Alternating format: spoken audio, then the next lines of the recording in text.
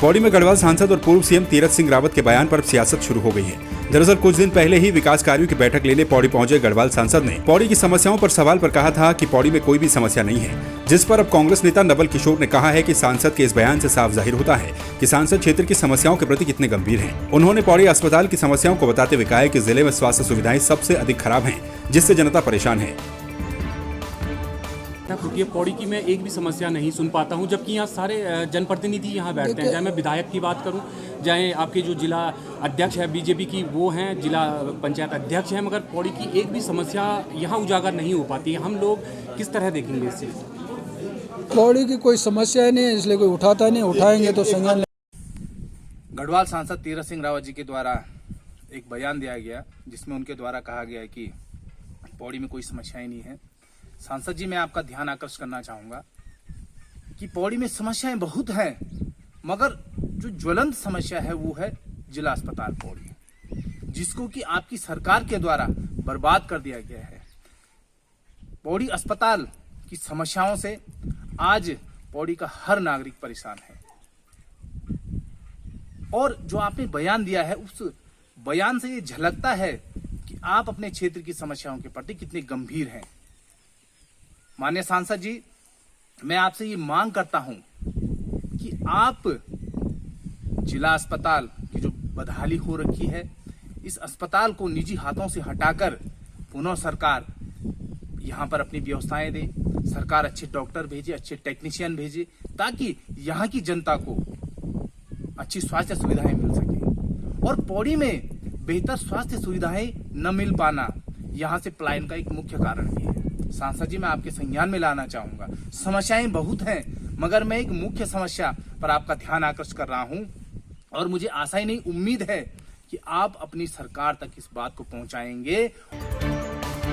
उत्तराखंड विधानसभा अध्यक्ष ऋतु खंडूड़ी भूषण ने राज्य महिला आयोग के द्वारा संचालित महिला थाना और हेल्प डेस्क की कार्यकुशलता और प्रभावशीलता से संबंधित सेमिनार में प्रतिभाग किया। इस दौरान उन्होंने कहा कि उत्तराखंड में महिलाएं हमेशा से ही सशक्त रही हैं। इसका उदाहरण कार्यक्रम में बड़ी संख्या में उपस्थित महिलाएं हैं। उन्होंने कहा कि हमारे प्रदेश में महिलाओं के विरुद्ध बढ़ते अपराधों को देखें तो हमें बेटियों से ज्यादा अपने बेटों को शिक्षा देने की जरूरत है, और उनमें महिलाओं के प्रति संवेदनशीलता सिखाने की जरूरत है।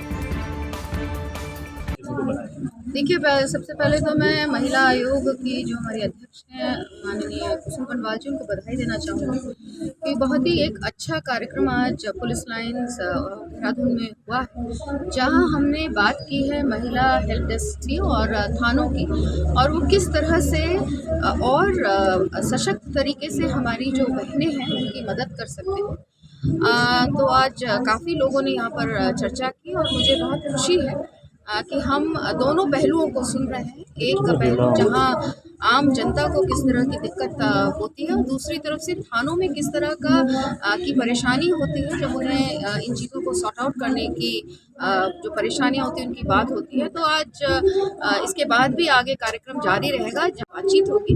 मुझे बहुत खुशी है कि उत्तराखंड में इस तरह का ये एक पहल हुई है, जहां हम समझने का प्रयास करें कि महिला थानों की कितनी आवश्यकता है और हेल्प डेस्क कितना बढ़िया काम इस प्रदेश में कर रहा है।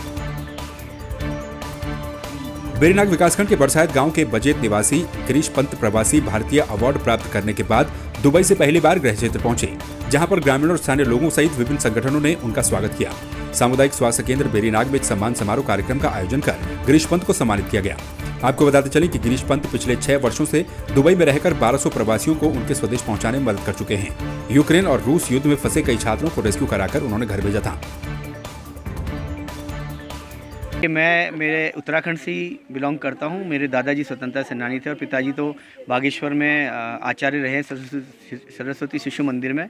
और ये जो भावना थी ये खून में ही है, और देश सेवा, और उत्तराखंडी जहां भी जाता है अपने देश और समाज के लिए हमेशा तत्पर रहता है। तो मैं भी उसी भावना से माता पिता के संस्कार, सभ्यता, संस्कृति को लेकर एक समाज सेवा का काम दुबई में पिछले 8 साल से कर रहा हूँ। मैं 14 साल से दुबई में हूँ, और कोरोना टाइम में भी हमने उत्तराखंड यहाँ पे कंसल्टेंट और जितने भी हमारे चारू प्रधान जी ने हमसे रिक्वेस्ट करी, और यहाँ जितना अपना सहयोग हो सकता हमने उत्तराखंड के लिए करना है। और ये हमारी देवभूमि है, मातृभूमि है, और ये हमारी कर्म भूमि भी है, तो हमें इसके लिए करना ही है और आगे भी करते रहें। श्रीनगर पुलिस ने 24 घंटे के अंदर गढ़वाल विश्वविद्यालय के प्रोफेसर के घर से हुई चोरी का खुलासा किया। पुलिस ने चोर को गहनों के साथ NIT के पास से गिरफ्तार किया है। सीओ श्रीनगर श्यामदत्त नौटियाल ने बताया कि युवक गढ़वाल विश्वविद्यालय के प्रोफेसर आवासों में पेंटर का कार्य करता था। जब मजदूर को पता चला कि छुट्टियां होने की वजह से प्रोफेसर और उनका परिवार देहरादून गया है, तो उसने घर में घुसकर चोरी की घटना को अंजाम दिया। कल एक मामला आया था, ये लेफ्टिनेंट कर्नल श्री गुंजन पाठक, ये इनके जो अलकनंदा गर्ल्स हॉस्टल है, इसमें इनका सरकारी आवास है। इनकी मिसेज जो है श्रीमती बबीता पाटनी है, अलकनंदा गर्ल्स हॉस्टल की वार्डन है। इनके घर पे ये चोरी का एक मामला प्रकाश में आया था। इन्होंने यहाँ थाना पे रिपोर्ट दर्ज कराई थी कि सब इसी तरह से हमारे कुछ गहने जो है चोरी हुए हैं। तो पुलिस ने उस पर तत्काल जो है कार्रवाई करते हुए जो है उससे सोने चांदी के जो जेवरात चोरी हुए थे, अभियोग पंजीत करते ही तुरंत जो है लगभग ये 4.5 लाख के आसपास का बताया था इन्होंने। तो पुलिस टीम तुरंत ही गठित करते हुए तुरंत ही पुलिस हरकत में आई और ये एक जो है बंदा है वो पकड़ा गया है। आपका ये आरिफ पुत्र मुरसलीन है, उम्र 25 वर्ष है। ये गंदेवाड़ा देहरादून रोड छुटमलपुर सहारनपुर उत्तर प्रदेश का रहने वाला है। इसके पकड़ा गया ये, और कुछ थोड़ा बहुत ये था कि शायद इसने पहले वहाँ पर कुछ नकली वकली का भी काम किया था, वहाँ पे पेंटर का काम किया था, कारपेंटर का। तो जैसे उन्होंने कुछ हमको क्लू थोड़ा बहुत दिया था, तो उसने तुरंत ही इसको ये एनआईटी के सामने से इसको जो है पकड़ा है। पूछताछ पे जब इससे पूछताछ की गई तो इससे जो है पूरे जेवरात जो उन्होंने बताए थे वही इससे बरामद किए गए हैं।